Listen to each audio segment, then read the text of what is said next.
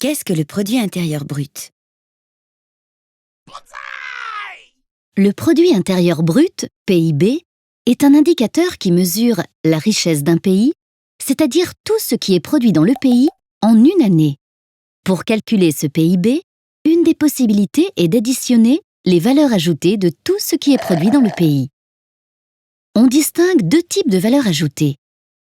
Les valeurs ajoutées des productions non marchandes, c'est-à-dire celles produites par les administrations, comme une heure de cours réalisée par un enseignant.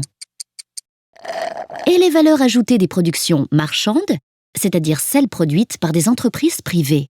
Elles sont égales à leur chiffre d'affaires, c'est-à-dire le prix des produits, multiplié par la quantité de produits vendus, moins l'ensemble des biens et des services détruits ou transformés lors du processus de production, c'est-à-dire les consommations intermédiaires.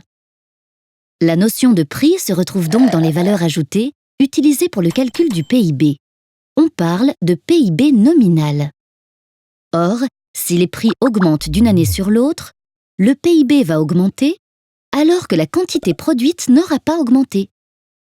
Pour pouvoir comparer le niveau de richesse d'un pays d'une année sur l'autre, il faut donc enlever la variation des prix pour se rendre compte uniquement de la variation des quantités produites.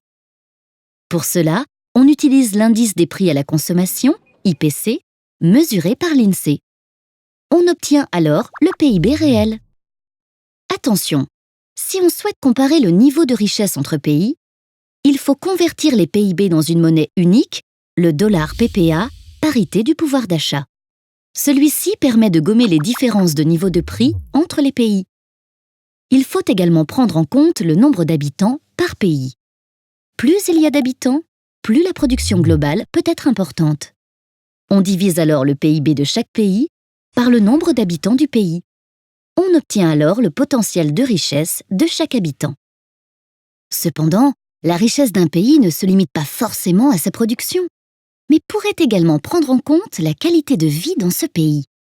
D'autres indicateurs, comme le bonheur intérieur brut, BIB, intègrent la santé ou l'équilibre entre la vie professionnelle et la vie de famille, par exemple.